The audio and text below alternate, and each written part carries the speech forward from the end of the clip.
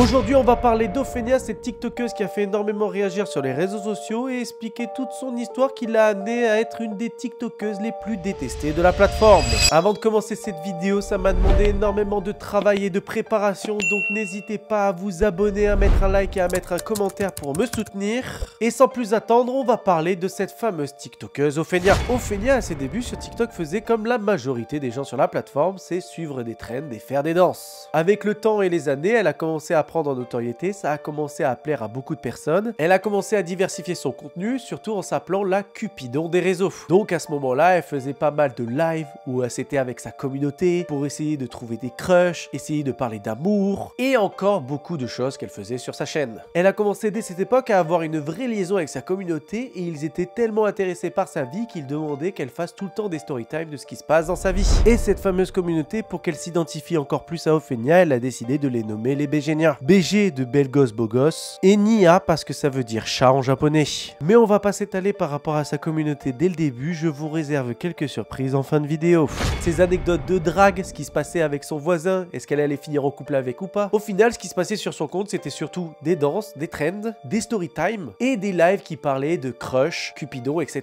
Et retenez bien ça pour le reste de la vidéo. Avec le temps, TikTok a commencé à se démocratiser, il y a eu énormément de TikTokers et Ophénia a commencé à s'affilier avec d'autres TikTokers qui s'appellent Léane et Maël. Mais c'est pas tout, il y a aussi ce TikToker qui s'appelle Monsieur Pof. Ils ont fait énormément de TikTok ensemble, ça plaisait énormément aux gens, ils ont fait je sais pas combien de lives ensemble, ils adoraient ce quatuor sur les réseaux. Malheureusement, il s'est passé quelque chose dont on n'a jamais eu réellement la raison, qui a mené fin 2022 à la séparation entre Ophénia et Monsieur Pof. Il y aurait eu des rumeurs de comme quoi ça serait une relation amoureuse de la part de Ophénia qui n'a pas été acceptée en fait de la part de Monsieur Pof, et ce qui fait que comme elle voulait plus que de l'amitié, étant donné que Monsieur Pof ne voulait pas, et ben ça a amené à une rupture amicale. Et il n'a pas fallu très longtemps et à peine 3 mois plus tard, ça a été exactement la même chose avec Léane et Maël. Il y a eu une embrouille entre Léane et Ophénia qui a amené à ce qu'ils arrêtent de faire des vidéos ensemble sur les réseaux. Et il me semble que depuis cette époque-là, donc depuis mars 2023, ils ont jamais refait de vidéos ensemble. Mais c'est à partir de ce moment-là, du fait que Ophénia s'est retrouvée toute seule comme au début de TikTok, qu'elle a eu énormément de drama autour d'elle et qui a mené petit à petit à ce qu'elle est devenue aujourd'hui. En effet, c'est à partir de cette époque-là que Ophénia s'est réellement engagée dans la lutte contre le harcèlement scolaire. En effet, ça fait presque un an que Ophénia s'est réellement plongée à 100% dans le harcèlement scolaire. Et elle a commencé à réellement s'engager là-dedans quand elle a créé son fameux signe contre le harcèlement, qui était dans le but d'aider des jeunes qui se faisaient harceler à se savoir victimes, comme il existe avec ce signe quand par exemple une femme est en danger.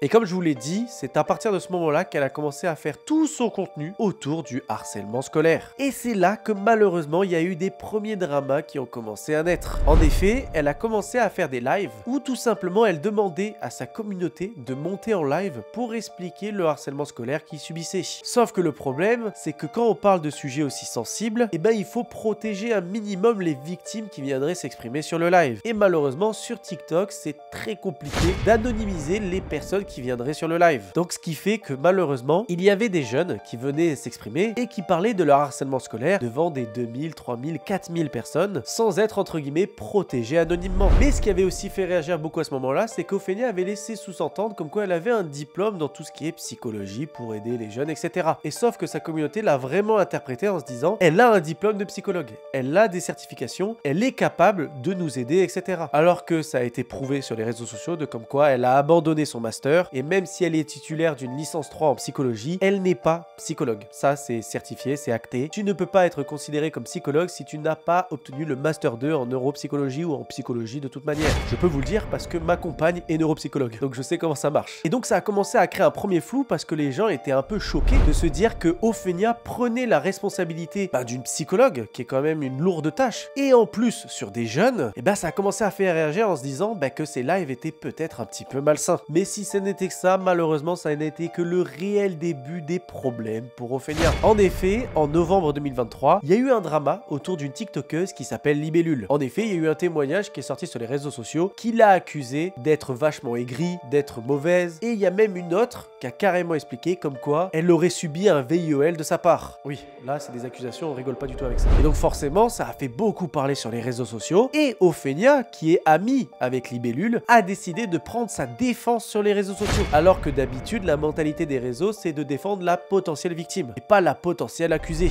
Et donc pareil, ça a été encore une shitstorm autour de Ophénia, et surtout que quand elle l'a fait pour défendre Libellule, elle l'a fait en prenant son livre qu'elle venait à peine d'éditer. Donc t'avais l'impression qu'elle faisait un peu la promotion cachée de son livre, tout en faisant la défense de son ami. Et ça aussi également, ça a fait beaucoup parler, parce que les gens étaient là, mais elle veut réellement défendre son ami, ou en fait elle fait juste la promo de son livre en soum soum parce qu'elle le montre devant elle. Donc ça a continué, malheureusement, d'entacher son image petit à petit, mais on est loin d'avoir fini. Et surtout qu'elle a créé une communauté qu'elle a appelée les Bégénia. Les gens ont commencé à se rendre compte que du moment qu'on commençait à critiquer Ophénia, que ça soit de manière injustifiée ou clairement justifiée avec des arguments, des propos, etc., les gens, dont moi par exemple, subissaient une énorme vague de haine, d'harcèlement, d'insultes de la part de la communauté d'Ophénia qui venait la défendre coûte que coûte, tout ça pour pas salir son image. Et je vais vous montrer certains screens de certaines Bégénia en fin de vidéo et vous allez voir, vous allez halluciner. Mais continuons, comme je vous l'ai dit, ça fait un petit moment que Ophénia s'est inscrit dans ce cadre du « je veux défendre le harcèlement sur les réseaux ».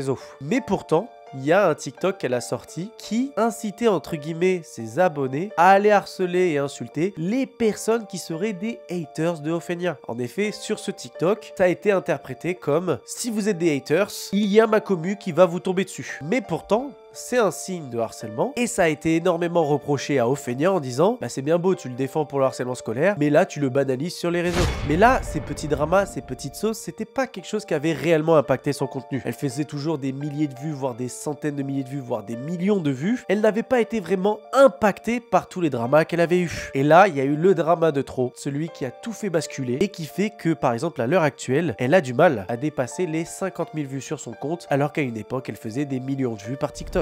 En effet, il y a eu ce drama avec l'application Crush. C'était une application qui avait pour but de faire des sondages avec des jeunes qui avaient entre 10 et 21 ans. Oui, la tranche d'âge a fait énormément réagir et surtout que même si on pouvait pas discuter directement avec les personnes de l'application, comme tu étais quand même obligé de rentrer tes informations personnelles, nom, prénom, établissement scolaire, localisation, oui, pour de vrai, et ben en fait c'était très facile pour n'importe qui, parce qu'il n'y avait pas de contrôle d'âge, donc tu pouvais avoir 48 ans et tu pouvais t'inscrire sur l'application sans souci, et ben tu pouvais facilement retrouver les utilisateurs qui avaient sur l'application. Donc, entre guillemets, des pédos très mal intentionnés pouvaient facilement retrouver des jeunes qui avaient entre 10 et 21 ans. Et c'est ce qui a été énormément reproché sur les réseaux, ça a fait exploser sur les réseaux, c'est passé à la télé et ça a eu un énorme impact négatif sur Ophénia. Ophénia, sur les réseaux sociaux, a décidé de réagir en communiquant un communiqué de presse pour expliquer qu'elle n'a pas été payée pour faire ce placement de produit, que ce n'est pas son application et qu'elle n'est pas d'accord avec ce qui est reproché sur l'application et que toutes les personnes qui ont diffamé ou insulté sur les réseaux sociaux vont être poursuivies en justice. Mais il y a eu une contradiction à tout ça, dans le sens que Ophénia sur les réseaux sociaux, avant qu'elle supprime les vidéos, avait fait des vidéos en disant « Je vous présente mon plus gros projet sur les réseaux. Mon plus gros projet. Pas « Je fais la promotion d'un projet qui m'intéresse, sans être rémunéré alors que j'ai 5 millions d'abonnés. »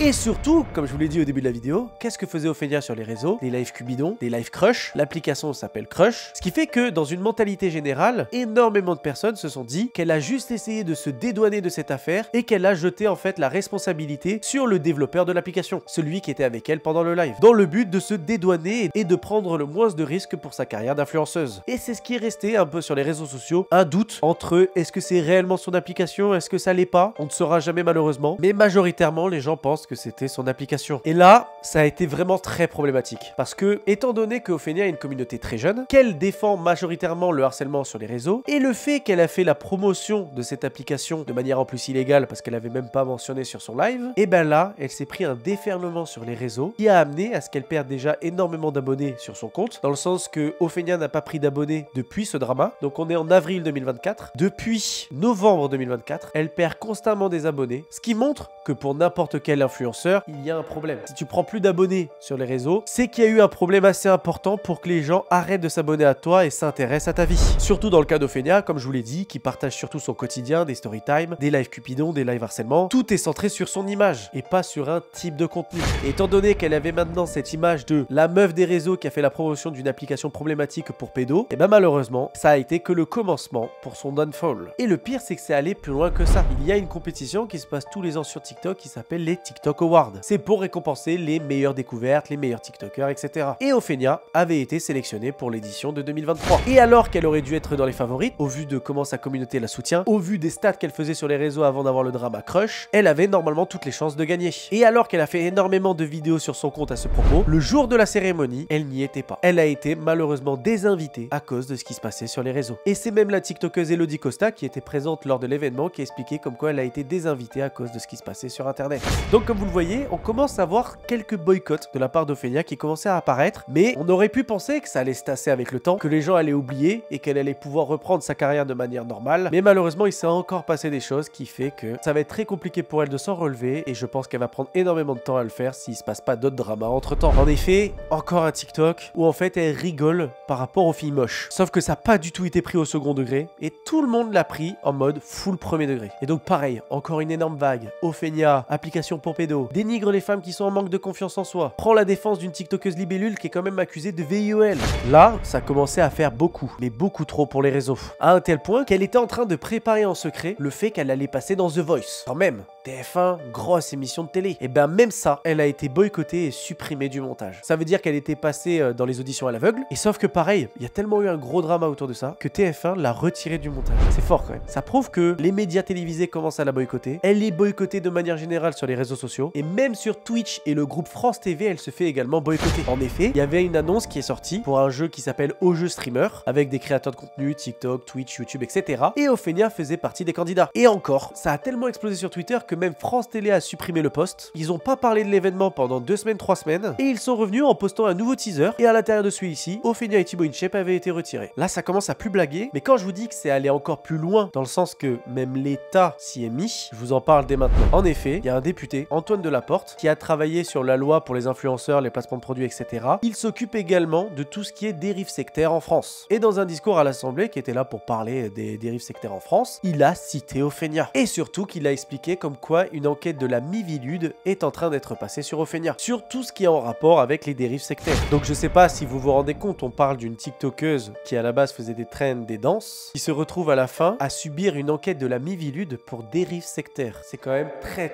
chaud. Mais elle a décidé de pas se laisser faire et elle a décidé de porter plainte pour diffamation contre le député Antoine Delaporte. Et un truc qui a pu malheureusement les propos de Antoine Delaporte, c'est que, vous allez le voir sous cette vidéo, l'acharnement des Bégénias qu'il y aura en commentaire. Et oui, malheureusement, d'avoir ce genre de comportement, vous n'aidez pas du tout la cause de Ophénia. Vous montrez qu'il y a un problème avec cette communauté qui, dès qu'il se passe quelque chose autour de Ophénia, est prête à tout pour réduire au silence et dire des âneries pas possibles. En effet, quand j'ai sorti une vidéo pour parler de ce fameux discours de la part de Antoine Delaporte, j'ai expliqué également qu'Ophénia avait décidé de porter plainte contre lui. J'ai eu des commentaires de Bégénia pour me dire « Non, mais c'est quoi cette rumeur? Il y a une maman qui a réussi à l'appeler et il s'est excusé au téléphone. » Et pour terminer cette vidéo, on va faire une analyse comparative très simple du compte de Ophénia par rapport au mien par exemple. C'est pour vous montrer à quel point, sur son compte qui a quand même 5 millions d'abonnés, je rappelle, et le mien qui a 250 000 abonnés, il y a un problème. Je suis allé comparer les statistiques que moi je fais et ceux d'Ophénia pour tout simplement voir est-ce qu'il y a une vraie différence entre moi 250 000 abonnés et elle 5 millions. J'ai regardé mes statistiques, il n'y a rien de plus simple. Sur mon compte principal, du 1er avril au 24 avril, j'ai fait 13 millions de vues. C'est énorme, c'est très cool, merci à vous. Et j'ai regardé également sur mon compte secondaire et j'ai fait 6 ou 7 millions de vues. Donc en cumulé, on va dire sur 2 comptes, ce qui fait que je sors à peu près 2-3 vidéos par jour, j'ai fait 20 millions de vues. Je suis également allé compter toutes les vidéos d'Ophénia du 1er avril au 24 avril. J'avais beaucoup de temps à perdre. Elle sort également, comme moi, 2 à 3 vidéos par jour, mais elle sur un seul compte. Et en cumulant les vues, elle fait 8 millions de vues. Ce n'est pas du tout à négliger, c'est énorme déjà. Mais dites-vous que déjà, pour le même nombre de vidéos qu'on sort tous les deux, je fais 2 fois plus de vues qu'une Ophénia avec 5 millions d'abonnés, alors qu'elle a littéralement 20 fois plus d'abonnés que moi. Et c'est là qu'on voit que tous les dramas qu'elle accumule sur son dos depuis ce dernier mois ont un réel impact sur son compte. Dites-vous que avant le drama crush, voyez les stats qu'elle faisait. Elle tapait des 500 000 vues par vidéo, voire des millions de vues. Maintenant, ces vidéos peinent à dépasser les 100 000 vues si c'est pas pour réagir à une polémique. Une vidéo trend, elle fait même pas 40 000 vues. Alors qu'au contraire, c'est les vidéos qui sont le plus mises en avant parce que c'est des trends.